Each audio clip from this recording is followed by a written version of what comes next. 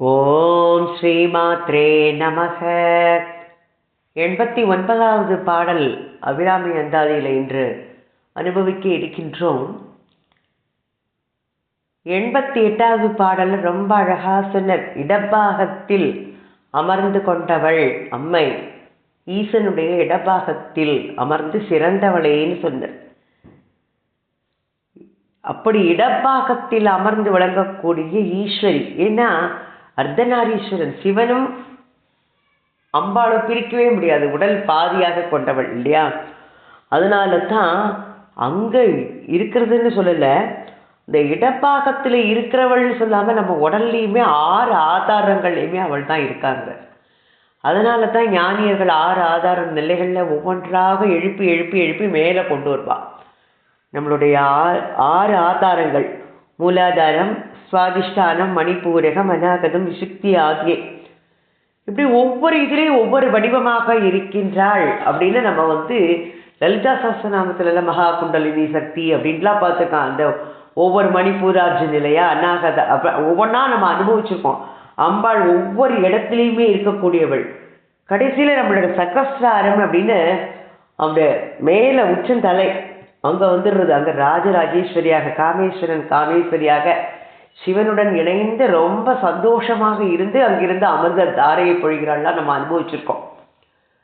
அந்த சகஸ்ராரத்தை இதில் சொல்லி ரொம்ப அழகாக ஆரம்பிக்கிறார் அபிராமிப்பட்டர். இந்த இதில் இடப்பாகத்தில் சிறந்தவளேன்னு சொன்னவரை இங்கே இதில் சிறக்கும் கமலத்திருவே நின் சேவடி சென்னி வைக்க துறக்கம் தரும் நின் துணை வரும் நீயும் துரியம் அற்ற உறக்கம் தர உடம்போடு உயிர் உறவு அற்று அறிவு மறக்கும் பொழுது என் முன்னே வரவேண்டும் வருந்தியுமே அப்படின்னு சொல்றார். வரவேண்டும் சொல்றவர் வருந்தியுமேன்னு அழகா சொல்றார். நீ கஷ்டமே படக்கூடாது, நீ அதை கஷ்டம் நினைக்காம கொஞ்சம் கூட சிரமம் பார்க்காம எனக்கு முன்னால் வரணும். ரொம்ப ஆர்டர் போட்ட மாதிரி அழகாக சொல்கிறார். நமக்கு அந்த ஆர்டர் போட்டு சொல்கிறக்கூடிய அளவுக்கு அந்த இது இருக்கானா யோசிக்கணும். நம்ம சிறக்கும் கமலத்திருவே அழகாக கூப்பிடுறார். சிறக்கும் கமலத்திருவே நின் சேவடி சென்னி வைக்க துறக்கம் தரும் நின் துணை வரும் நீயும் துரியமற்ற உறக்கம் தர உடம்போடு உயிர் உறவு அற்று அறிவு மறக்கும் பொழுது, அறிவு மறக்கும் பொழுது எப்போ உடம்போடு உயிர் உறவு அற்று அறிவு மறக்கும் பொழுது என் முன்னே வரல் வேண்டும் அப்படிங்கிறார். வருந்தியுமே, சிரமமே பார்க்காம நீ வரணும். சிறக்கும் கமலத்திருவே, இப்போ சொன்னோம்ல அந்த சகஸ்ராரத்தில் இருக்கக்கூடியவள். கமலம்னா தாமரை,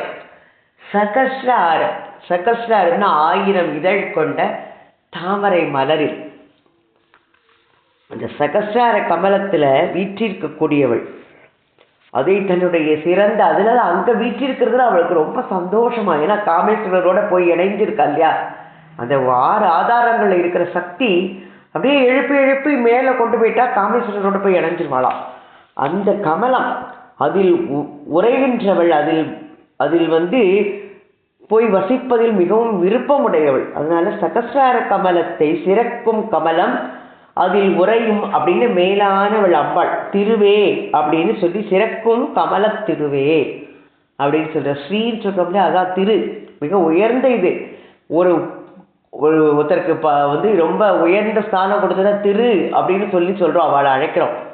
அதான் திருவே அப்படின்னு சொல்ற அம்பாளை. சிறக்கும் கமல திருவே நீன் சேவடி சென்னி வைக்க, சென்னி என் தலைமேல், ரொம்ப அழகா. ஏன்னா இறைவன் 26வது தத்துவமாக, நம்மளுடைய உடல்ல 25 தத்துவங்கள் நம்மள்கிட்ட எல்லாம் இருக்கு, அந்த 26வது தத்துவமாக இருக்கின்றாராம். இந்த 26 தத்துவம் இதுதான் சாதாக்கிய தத்துவம்னு சொல்லுவா. இதை 26வது தத்துவத்தை, இந்த தத்துவ நிலை நிறைய ஞானிகளுக்கு அதெல்லாம் சித்திக்கும். அந்த குண்டலிலேந்து சக்தியை எழுப்பி எழுப்பி எழுப்பி அதற்கு ஒரு அழகான ஒரு இது உண்டு. அந்த முறையோட பயிற்சி செஞ்சு குரு மூலமாக கற்று ஒரு நேர்கோட்டில் வச்சு ஒவ்வொரு ஆதாரத்துக்கும் அப்படி வந்து அங்கே ஒவ்வொருத்தர் இதாக இருக்கா, அங்கே அவள் அப்படி இப்படி பூஜை பண்ணுறாளாம். இதெல்லாம் நம்ம வந்து அந்த இதில் படிக்கும்போது நம்ம லலிதா சஹஸ்ரநாமத்தில் அந்த அந்த நிலையில் அவள் வந்து எப்படியெல்லாம் ஒவ்வொரு ஆதாரத்துலேயும் இருக்கான்ட்டு பார்த்துருக்கோம். சௌந்தரிய லஹரியில் கூட அதை நம்ம அனுபவிச்சிருக்கோம். ஒவ்வொரு ஆதாரத்துலேயும் அம்பாள் எப்படி இருக்கிறாள்ட்டு. ஏன்னா முதல்ல 41 பாடல்களும் சௌந்தரிய லஹரியில் ஆனந்த லஹரி, ஆனந்தத்தை கொடுக்கக்கூடியதாக அந்த நல்ல தத்துவங்கள்லாம் சேர்ந்ததாக அழகாக சொல்லியிருப்பார். அதுலேயும் நம்ம அனுபவிச்சிருக்கோம். ஒவ்வொரு ஆதாரத்துலேயும் அம்பாள் எப்படி இருக்கா, எப்படி யார் பூஜை பண்ணுறா, எந்த விதமாக இருக்கான்ட்டலாம் அந்த ஆதாரங்களை எல்லாம் கடந்து சகசிராரத்துக்கு வராலாம். அதனால தான் அது 26வது தத்துவமாக சொல்கிறார். இந்த சகசிராரத்தை நம்மளுடைய 25 தத்துவங்கள் எல்லாருக்கும் தெரிஞ்சது. எல்லாருக்கும் பஞ்சபூதங்கள் 5, தன்மாத்திரைகள் பஞ்ச தன்மாத்திரைகள் அது 5, ஞானேந்திரியங்கள் கர்மேந்திரியங்கள்.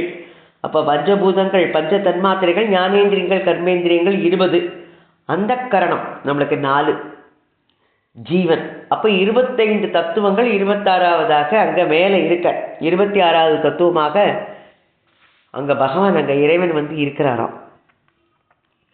அதனால் சகஸ்ரார கமலத்தில் சந்திரகலா மண்டபம் அதில் சதாசிவத்தோடு 26வது தத்துவமாக அம்பாள் இருக்கின்றாள். இந்த நிலை நம்ம அந்த உபாசகனுக்கு வரும்பொழுது அத்வைத நிலை, துவைத்தம் 2 அத்வைத்தம் அப்படி ஒன்றாகின்றாளாம். இதனால தான் ஆதிசங்கர பகவத்பாதாள் நம்ம இதில் பார்த்துருக்கோம்.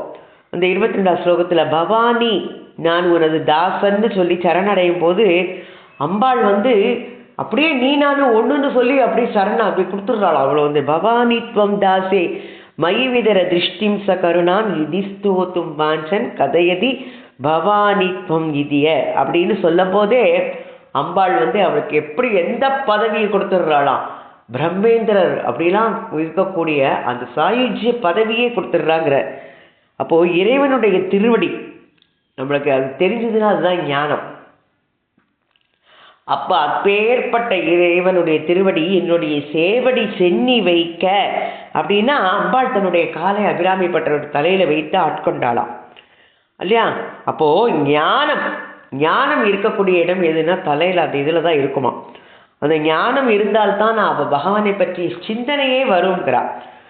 சேக்கிழார் பெருமான் பெரிய புராணத்தில் சிவனடியே சிந்திக்கும் திரு பெருகு சிவஞானம்னு அப்படியே அம்பாள் ஞானசம்பந்தருக்கு பாலூட்டிய காட்சியை அப்படியே அந்த சொல்லுவார். இப்போ தாமரை மலர் ரொம்ப சிறந்ததுன்னு பார்த்துருக்கோம். தலையாய தாமரை மலர் சிறக்கும் சகஸ்ரார கமலம் அவளுடைய அந்த அடிமலர்களை அந்த சென்னியில் வைத்தாள் அப்படின்னு சொல்கிறார். துறக்கம் தரும் நின் துணை வரும் நீயும். அம்பாள் அவர் தனிமைப்படுத்துறதே இல்லை, உன்னுடைய துணைவருடன் வந்து. ஏன்னா அம்பாளுக்கு வந்து எப்போதும் அவருடைய சேர்ந்து இணைந்து இருப்பது வந்து ரொம்ப ஏன்னா சிவனோட பற்றிலாம் யார் சொல்கிறாலும் அந்த இடத்துல பற்றிலாம் அம்பாள் ரொம்ப சந்தோஷப்படுவாள். நம்ம சௌந்தர்யத்தில் அனுபவிச்சிருக்கோம். சரஸ்வதி வந்து சிவனோட பெருமைகள்லாம் சொல்லி பாடி வீணை வாசிச்சுட்டு இருக்கும்போது அம்பாள் அதுக்கு ரொம்ப சந்தோஷப்பட்டு அது வார்த்தையை சொல்கிறதுக்கு தான் ஆகா அந்த வேஷன் அப்படி சொன்னோன்னே அப்படியே உரையில் போட்டுட்டாலாம். அப்போது அம்பாளுக்கு சிவபெருமானுடைய இதை கேட்பதிலெல்லாம் ரொம்ப விருப்பம். அதனால் பதி அப்படியே உள்ளே வராருன்னா எழுந்து போய் வரவேற்கிறதுக்கு போயிடுவாளாம் அம்பாள். அதையும் நம்ம சௌந்தர்யில் அனுபவிச்சிருக்கோம். பார்த்து அவள்லாம் நமஸ்காரம் பண்ணிட்டு இருக்கா, அவள் மகுடம் காலில் இடிச்சிட போகிறது பார்த்து வாங்கன்னு சுற்றி இருக்கிற இவாள்லாம் சொல்லுவான்ட்டு.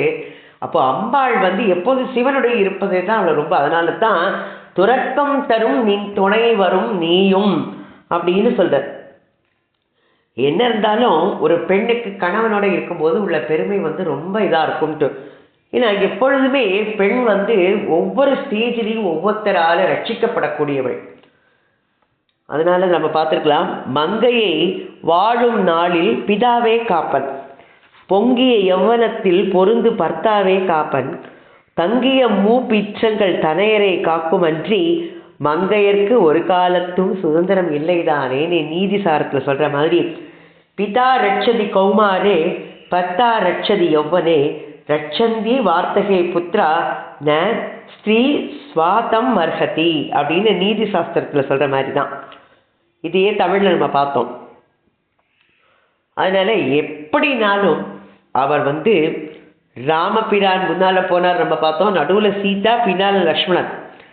அதனால் இது எல்லாமே அன்னைக்கு ஐயன் துணைவன் அப்படின்னு சொல்கிறதுனால தான் நீ துணைவருடன் அப்படின்னு ரொம்ப அழகாக சொன்னார்.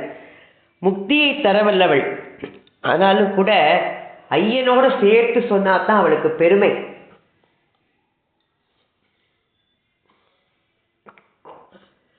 அதனால தான் துறக்கம் தரும் நீ துணங்கி வரும் நீயும் அப்படின்னு அம்பாளோட பெருமையை அவரோட சேர்த்து சொல்றார் ரொம்ப அழகா. அப்போ முக்தி கொடுக்கக்கூடிய ஐயனும் அம்மையும் ஆகிய நீயும் இணைந்து வந்து அப்படின்னு சொல்றாரு. நிறைய இடத்துல இவர் பிரிக்கிறது இல்லை. சிவசக்தியா யுக்தோ எதிபவதி சக்த பிரவதி முதல் பாடலே சௌந்தரலகரி அப்படித்தான் ஆரம்பிக்கிறது. சிவத்தையும் சக்தியையும் பிரித்தே பார்க்க முடியாது. அபிராமி அந்தாதிலேயே இவர் நிறைய இதில் சொல்லியிருக்க, நம்ம அந்த பாடல்கள்லாம் அனுபவிச்சிருக்கோம். பிரித்து கூறவும் கூடாது. சிவத்தையும் சக்தியும் பிரித்து கூறவே முடியாது. என்ன காரணம்? அர்த்தநாரீஸ்வர சுரூபம், இடபாகத்தை கொண்டவள். அதனால உயிரும் உடலும் இணைந்திருப்பது. அதனால தான் உடல். இந்த உயிர் பிரிந்தா உடல் இல்லை இல்லையா? அதனால பிரித்தறிய முடியாத பிரியாத தம்பதிகள் அப்படின்னால துறக்கம் தரும் நீ துணை வரும் நீயும் அப்படின்னு சொல்ற. ஒரு பக்கம் உள்ள பொருள்ங்கிறதே கிடையாது உலகத்துல. எல்லாத்துக்கும் ஒரு பொருள் எடுத்தாச்சுன்னா ரெண்டு பக்கம் இருக்கு இல்லையா?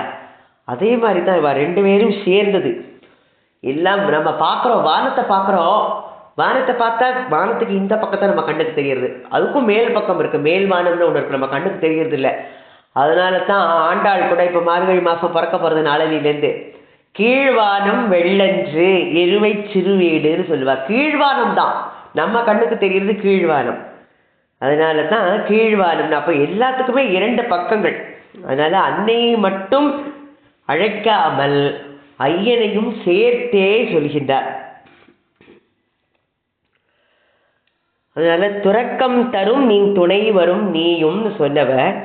அடுத்தது உடம்போடு உயிர் உறவு அற்று அறிவு மறக்கும் பொழுது. உடம்புல உயிர் போயாச்சுன்னா அறிவு மறந்து விடும்ல. அந்த சமயத்துல நமக்கு எப்ப அந்த உடல்ல விட்டு உயிர், உடம்போடு உயிர் உறவு அற்று போகும். யம பயம் எல்லாருக்கும் யம பயம்ங்கிறது உண்டு. இந்த யமனானா நம்ம கண்ணுக்கு தெரியப்பட்டா, யார் சாகரோட அவ கண்ணுக்கு மட்டும் தெரிஞ்சு சொல்லுவா மரண அவஸ்தை அப்படின்பா. யமன் போட்டு எல்லாம் பண்ணுவார், அந்த அவஸ்தை. அப்போ நம்ம என்ன பண்ணணும்? உடம்புல ஒரு நோய் வந்துருதுன்னு வச்சுக்கோ. அப்போ நம்ம அதுக்கு என்ன பண்ணுறோம்? அதுக்கு மருந்து தேடி போய் போட்டுட்டு அந்த ரணத்தை ஆற்றிக்கிறோம். அந்த ரணம் போகிறதுக்கு நம்ம மருந்து தேடி போகிற மாதிரி அந்த மரணம் அப்போ அந்த பயத்தை நீக்கிறதுக்கும் நாம் என்ன பண்ணணும்? நாமஸ்மரணை.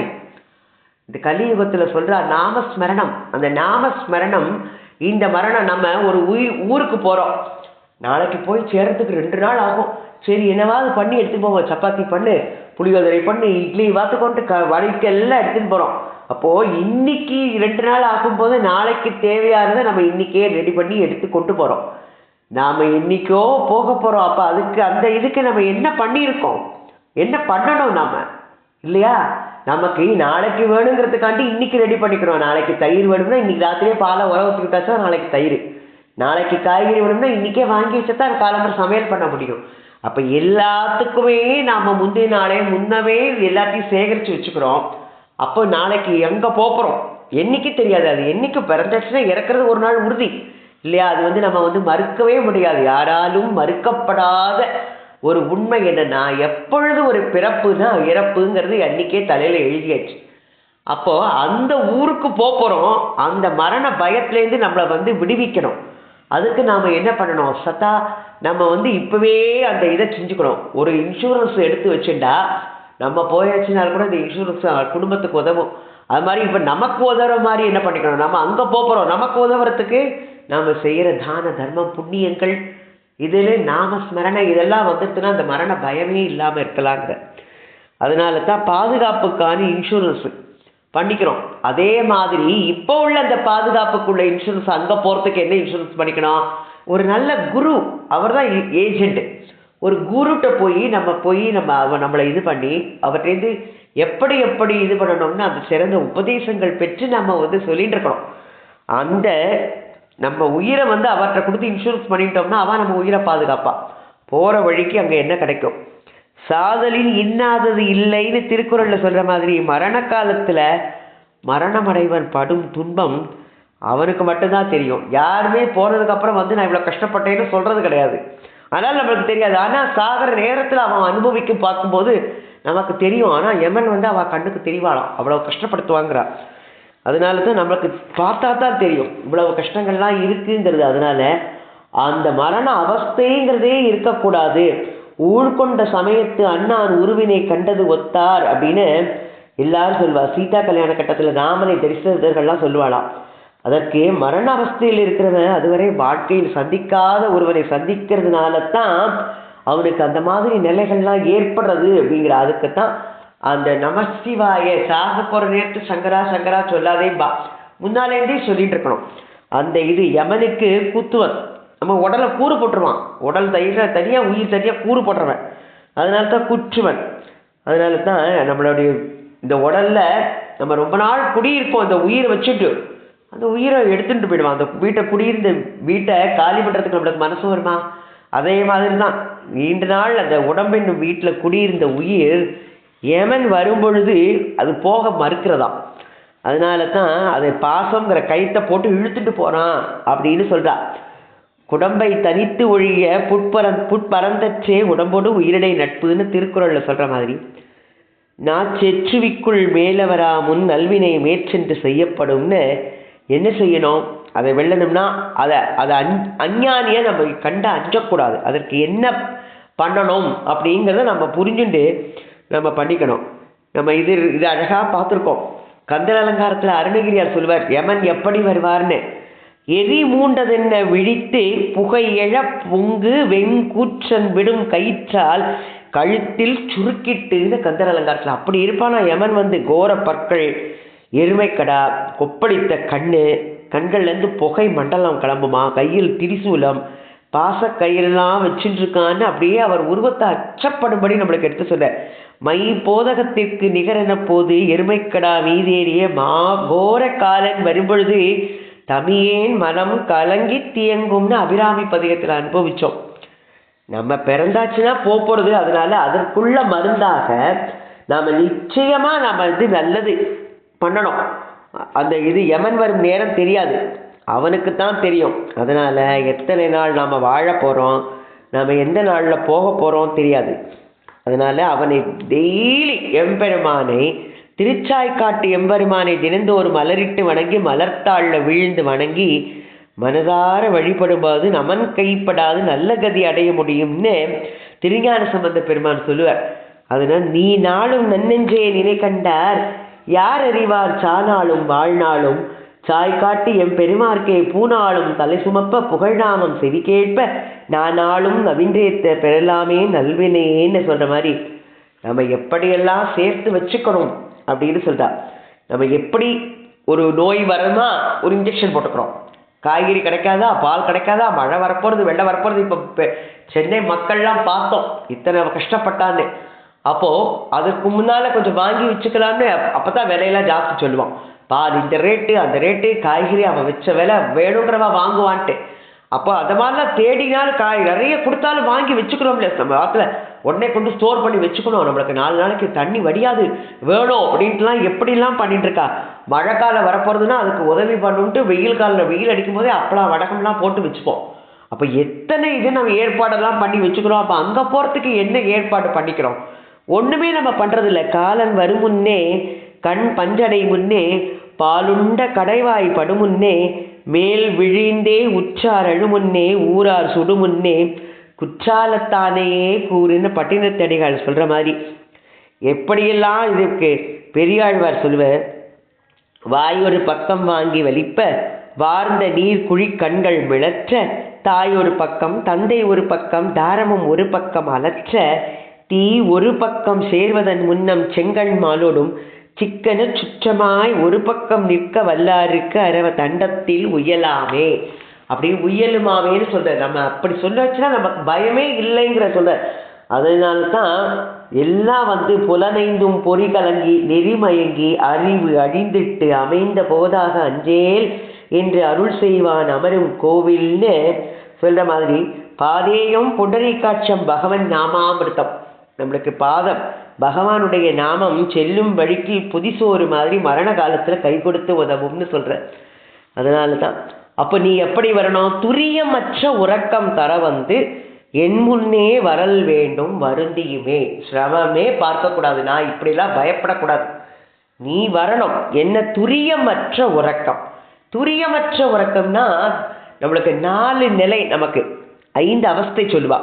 ஜாக்கிரம், ஸ்வப்னம், சுசுப்தி, துரியம், துரியாதீத்தம்னு. அப்படி ஜாக்கிரம்னா விழிப்பு நிலை, ஸ்வப்னம் கனவு நிலை, சுசுப்தி அப்படிங்கிறது மனம் செயல்படாத நிலை, விழிப்பு நிலையில் உடம்பு மனமும் செயல்படும், கனவு நிலையில் உடம்பு செயல்படாது இல்லையா, அதுதான் வந்து சுசுப்தி. அப்போது மனம் தொழில்படாத வேலை செய்யாத உறக்க நிலை. துரியம் அப்படின்னா ஒரு மயக்க நிலை. துரியாதீதம், துரிய அதீத்தம், மயக்க நிலைக்கும் மேற்பட்ட நிலை, எதுவுமே அறியாத அந்த நிலையில இருந்த அபிராமி பற்ற சுற்றி என்ன நடக்கிறது தெரியாது. அந்த துரியாதீத்த நிலை, ஏக்க நிலை, அதில் கொண்டு வச்சிடணும். என்ன ஜீவன் வந்து சிவன் ஆயிடுவான் அந்த நிலையில. அதனால தான் அஞ்ஞானிகள்லாம் யமன் வந்தாச்சுன்னா அதை வந்து அவன் கொடும்பாவி வந்துட்டான் யமன் அப்படின்பா. ஆனால் நல்ல ஞான நிலை பெற்றவர்களாக தர்மராஜா, யம தர்மராஜா அப்படின்பா. அதனால உறங்குவது போலும் சாக்காடு, உறங்கி விழிப்பது போலும் பிறப்புன்னு நம்ம பார்த்துருக்கோம் இல்லையா? திருவள்ளுவர் குரல் சொல்லியிருக்க. நம்ம துன்பங்கள்லேருந்து விடுதலை, மரணம் தான் விடுதலை செய்கின்றது. அப்போ நல்லவற்றை நம்மிடமிருந்து அதை எடுத்து செல்வதில்லை, அதை தெரிஞ்சுக்கணும். நம்ம லலிதா சஹஸ்ரநாமத்தில் அனுபவிச்சிருக்கோம். ஜென்ம மிருத்யு ஜரா தப்த ஜன விஸ்ராந்தி தாயினி. ஜென்ம மிருத்யு, ஜென்மம் பிறப்பு, மிருத்யு மரணம், ஜரா நரை திரை மூப்புன்னு சொல்கிறோம் இல்லையா, இவைகளினால தப்த ஜன, தப்தம்னா தகிக்கிறது, ஜனங்கள்லாம் அதனால தகிச்சுட்டு இருக்கிறதுலேருந்து விஸ்ராந்தி, அதுலேருந்து காப்பவள், விஸ்ராந்தி தாயினி, அதை கொடுப்பவள்னு லலிதா சஹஸ்ரநாமத்தில். அப்படி அந்த கஷ்டப்பட்டு இருந்த உயிர்களுக்கெல்லாம் விஸ்ராந்தி, ஓய்வு நிலை, அதான் விஸ்ராந்தின்னு முதியோர் இல்லம்லாம் வைப்பா, ஓய்வாக இருக்கிற வாழ்க்கைன்ட்டு. அந்த மாதிரி ஓய்வை கொடுக்கக்கூடியவள் அம்பாள் வந்து நம்ம லலிதா சஹஸ்ரநாமத்தை அனுபவிக்காதே இல்லை. விஸ்வரூபா, ஜாகரிணி எல்லாம் பார்த்துருக்கோம். ஸ்வபந்தி, தைஜசாத்மிகான சுத்தா, துரியா, சர்வாவஸ்தா விவர்ஜிதா, எல்லா அவஸ்தைகள்லேருந்து விவர்ஜிதா இது கொடுக்கக்கூடியவள். அப்படி மேற்பட துரிய அதீத நிலை, அந்த நிலையில் அம்பாளுக்கு இணையா வேற யாருமே இல்லை. அம்பாளுக்கு மேற்பட்டோ அம்பாளுக்கு இணையாகவோ எதுவுமே கிடையாது. நம்ம இதில் சௌந்தரிய லகரியில் அனுபவிச்சிருக்கோம். ஆதிசங்கர பகவத் பார்த்தாள், கிராமாகு தேவீம் திரிகிண கிரகிணீம் ஆகமவித்தோ ஹரே பத்னி பத்மாம் ஹர சகசரீம் அத்ரித நயனாம் துரியாகாபித்வம் துரதிகம நிஸ்இம மகிமா மகா மாயா விஸ்வம் பிரமயசி பரபிரம்ம மகிஷி. அவள் பரபிரம்ம மகிஷியாக இருக்கக்கூடியவள். இவள் தான் கடவுள் யாவர்க்கும் மேலே இறைவியுமான்னு பார்த்தோம் அந்த ஆதியில இல்லையா, பார்த்தோம் இல்லையா? அந்த இதையும் இதில் ஆதிசங்கர பகவத் பவானி புஜங்கத்தில் அதுவும் ரொம்ப அழகாக இருக்கும்.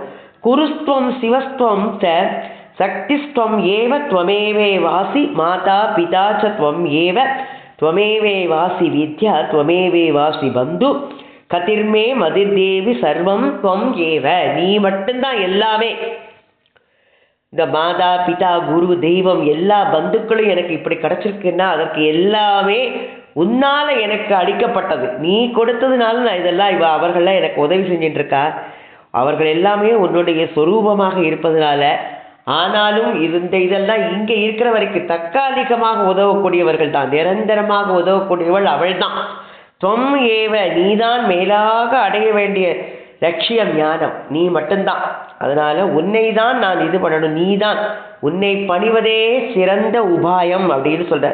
இந்த துரியாதீத உறக்க நிலை சகஸ்ராரத்தில் போனால் நம்ம கழிக்கலாம் அப்படிங்கிற தோன்றா துணைக்கோர் துணையாகி துவாதசாந்த பெருவழியில் துரியம் கடந்த பரநாத மூலத்தை அலத்து முளைத்த முழு முதலேன்னு மீனாட்சி அம்மை பிள்ளைத்தமிழில் முத்தப்பருவத்தில் பாடுவேன்.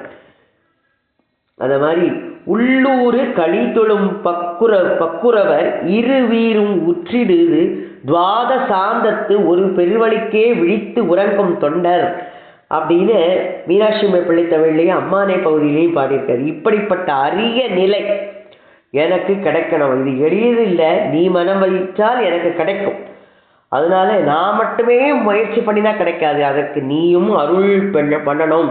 ஏன்னா எனக்கு அதுக்கு நான் தகுதியே இல்லைன்னு சொல்றாரு அவர் அதனால எனக்கு பாகமோ பெற உனை பாட அறியேன், எனக்கு இல்லைங்கிற மல பரிபாகம் வரவும் மனதில் பண்புமோ சற்றும் இல்லை, எனக்கு அதுவும் இல்லை. நியமமோ செய்திட பாப உரு தேகத்தில் திடமில்லை. ஞானமோ எனக்கு அது சுட்டு போட்டால் கூட வராது, கனவிலும் சிந்தியேன்.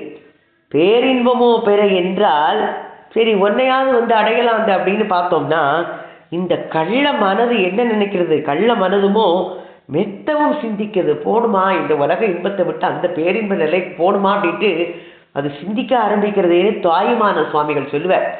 என்ன அழகு, பாகமோ பெற உனை பாட அறியேன், மல பரிபாகம் வரவும் மனதில் பண்புமோ சற்றும் இல்லை. நியமமோ செய்திட பாப உருப தேகமோ திடமில்லை. ஞானமோ கனவிலும் சிந்தியேன். பேரின்பமோ பெற என்றால் கள்ள மனதுமோ மெத்தவும் சிந்திக்குது, என் செய்குவேன் அப்படின்னு அவர் சொல்ற மாதிரி நீ மனசு வைத்தால்தான் இந்த பெருநிலை எனக்கு கிடைக்கும். அதனால நீ தான் எல்லாம் தாய், குழந்தைக்கு உயர்த்தி வைக்கணுமா நீ தான்.